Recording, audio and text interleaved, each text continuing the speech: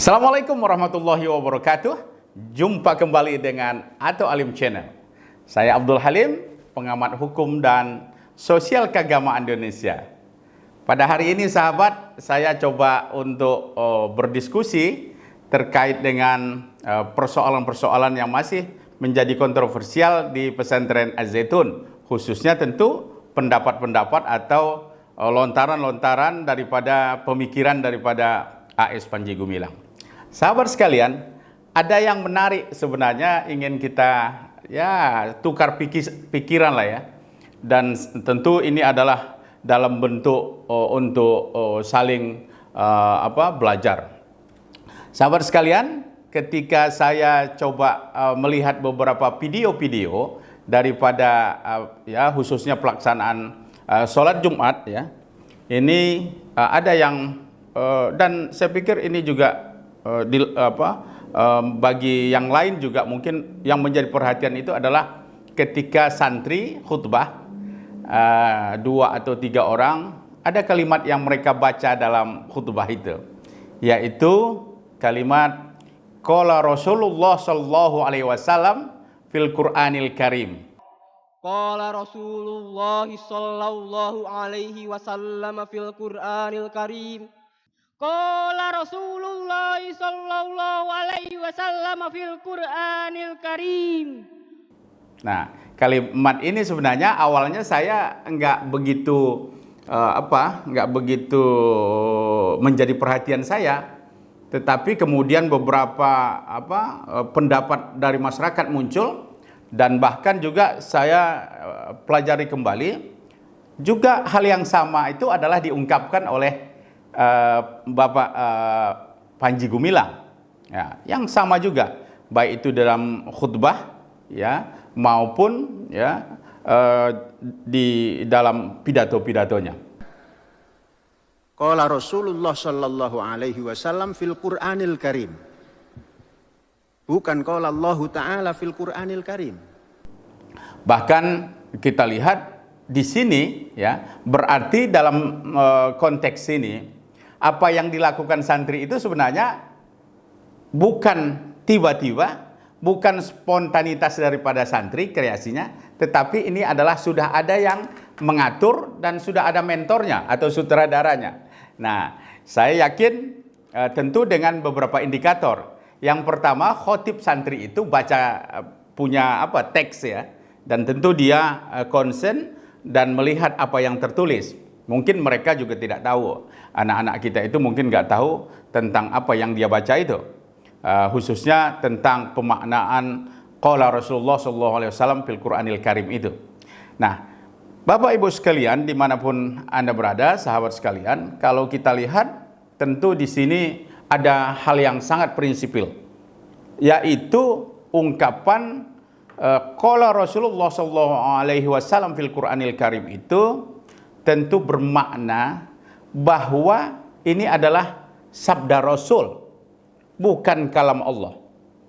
Sementara kalau kita lihat sebenarnya ya, dari zaman-zaman dahulu klasik pertengahan sampai sekarang, berbagai referensi ulama ya, tradisional maupun modern, tetap Al-Quran itu didefinisikan sebagai kalam Allah. Kalam Allah, bukan kalam Muhammad. Ya, kalam Allah yang diturunkan melalui malaikat Jibril kepada Rasulullah. Dalam konteks ini artinya kalam Allah diturunkan melalui malaikat Jibril ya kepada Nabi Muhammad SAW ya. Kemudian juga disebut sebagai mukjizat, dan kalam itu, Al-Quran itu merupakan mukjizat bagi Rasulullah SAW. Ini apa artinya sahabat sekalian? Kalau kita lihat tentu ini akan berbeda maknanya ketika sesuatu yang turun dari Allah Subhanahu Wa Taala lalu berubah menjadi kepemilikannya atau dinisbahkan kepada Nabi Muhammad SAW. Nah, inilah yang menjadi problem kita. Jadi misalnya sesuatu yang dikirimkan, ya kalau dalam kehidupan sehari-hari mungkin kita bisa lihat seseorang ngirimkan uang ke kita misalnya, lalu sampai ke kita melalui wasilah orang lain, lalu kita sampaikan kepada yang harus menerimanya, maka klaimnya tetap pengirim. Dalam hal ini kalau kalam Allah berarti pengirim itu adalah Allah Subhanahu wa taala. Nggak bisa kita yang menyampaikan, pihak kedua yang menyampaikan itu mengklaim menjadi miliknya. Ini yang barangkali perlu kita cermati. Sahabat sekalian, kalau kita lihat ya, cara berpikir inilah yang mirip saya katakan, sebagaimana juga yang dilakukan oleh para orientalis dahulu ketika ingin merontokkan Islam. Apa caranya? Tentu salah satunya adalah mempertanyakan orisinalitas Al-Quran itu apakah karya Muhammad atau bukan. Jadi ini mirip sebenarnya, saya tidak menuduh ya, tapi ini mirip. Ketika Al-Quran dikatakan karya Nabi, maka derajatnya turun menjadi produk daripada perkataan Nabi Muhammad SAW. Dan oleh para orientalis ya, itu mengatakan ya, bahwa Al-Quran itu hanyalah sebuah karya Muhammad dan yang terpengaruh dengan Yahudi dan Kristen. Nah, ini misalnya bisa kita lihat di dalam tulisan Abraham Geiger misalnya, dia katakan di dalam pendapatnya itu adalah Al-Quran bukanlah suatu original dari kewahyuan, melain adopsi Muhammad. Jadi Nabi Muhammad dianggap mengadopsi dari kitab-kitab Yahudi dan Kristen dahulu. Muhammad hanya mengambil dari Yahudi, kemudian mengambilnya, kemudian dia coba menjadi meramulah seperti itu. Ini artinya ingin merontokkan bahwa sebenarnya Al-Quran itu adalah produk Muhammad.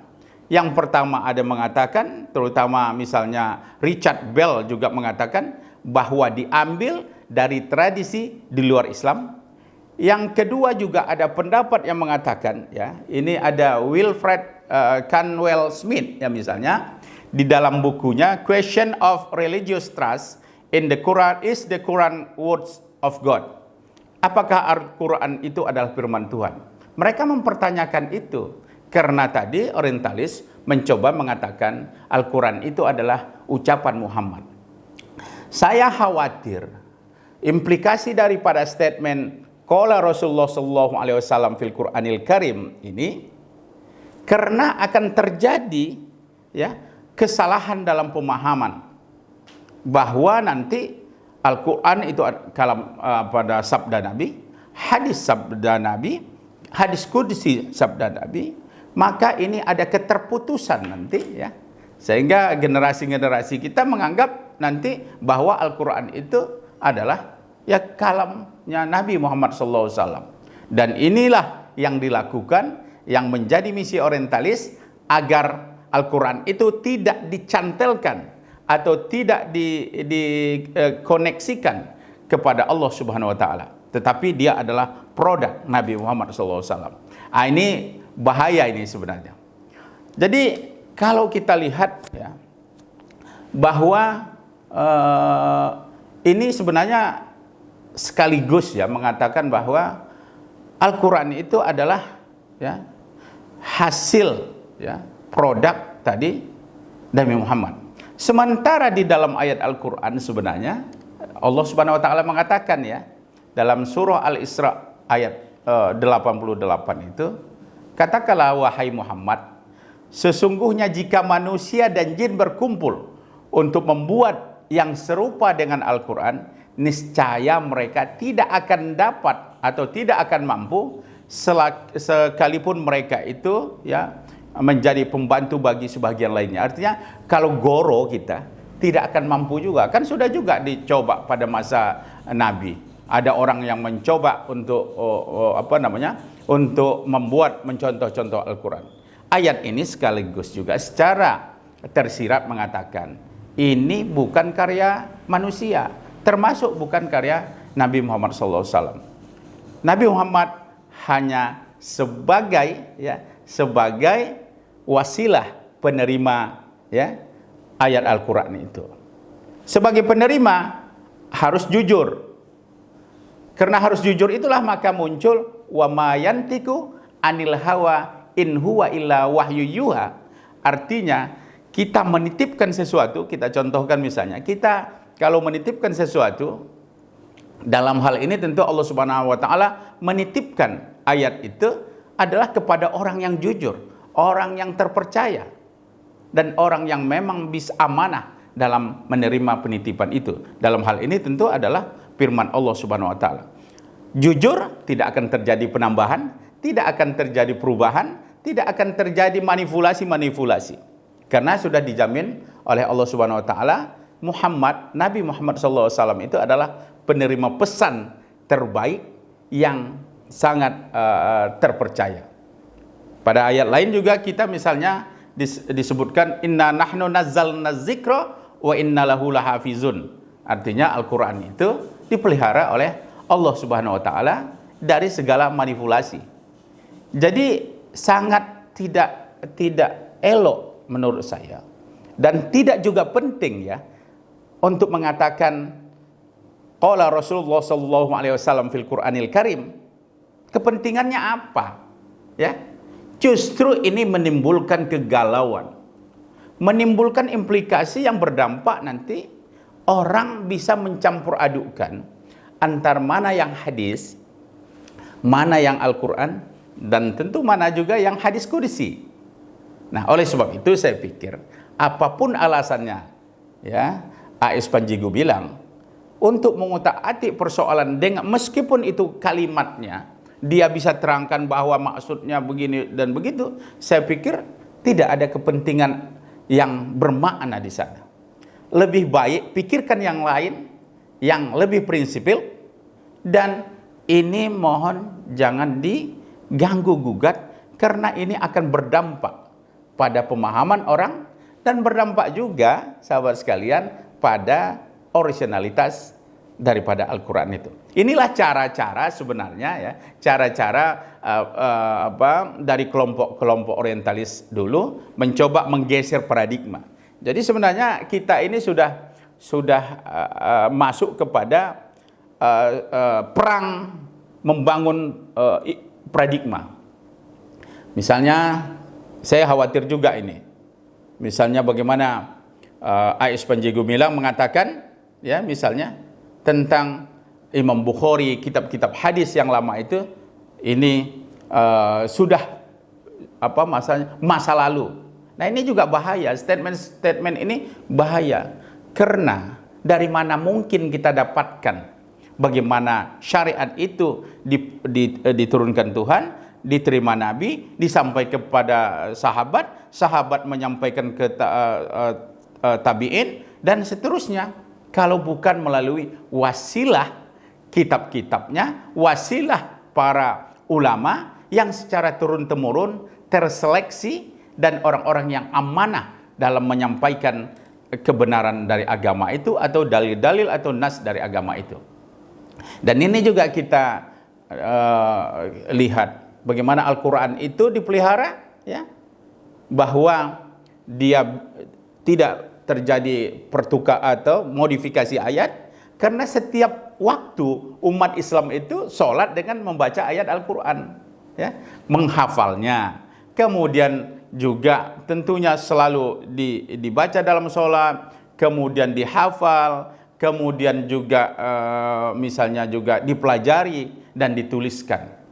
Jadi dari dulu memang ya banyak upaya-upaya dari orientalis dan pihak-pihak ya yang ingin mencoba menggeser pemahaman secara halus. Jadi bagi orang awam mungkin statement qala Rasulullah sallallahu alaihi wasallam fil Qur'anil Karim itu mungkin tidak prinsip bagi dia, tetapi ini adalah sesuatu yang bisa berdampak kurang baik dalam pemahaman dan keyakinan umat Islam. Sahabat sekalian, tugas kita sekarang adalah yang baik, yang sudah dipraktekkan, yang muktabar dan yang sudah mutawatir, maka tugas kita harus memelihara ini. Jika ada orang yang coba-coba mengotak-ngatik persoalan-persoalan keumatan ini, soal ibadah ini, soal daripada ajaran-ajaran agama ini, ya, termasuk juga dalam konteks narasi-narasi ya yang sering diobah-obah, dipelintir-pelintir, maka tugas kita adalah untuk meluruskan kembali dan terus berdakwah kita untuk generasi kita memahami itu. Janganlah kita terperdaya. Sekarang ini tantangan umat Islam bukan lagi dari luar, tetapi tantangannya adalah dari dalam. Orang Muslim sendiri, tokoh Muslim sendiri, bahkan orang yang berlagak menjadi ulama, pemimpin tertentu. Dan inilah yang lebih bahaya, menghancurkan Islam dari dalam. Kita harus waspada, kita harus betul-betul teliti dan waspada untuk melihat ini. Pemikiran dan tentu juga adalah keinginan untuk reformasi, pembaharuan, melepaskan jerat-jerat lama, ya, menjadi tradisi intelektual baru, itu baik. Tetapi kita ingat bahwa melakukan atau merubah yang baik untuk mengambil hal yang lebih baik.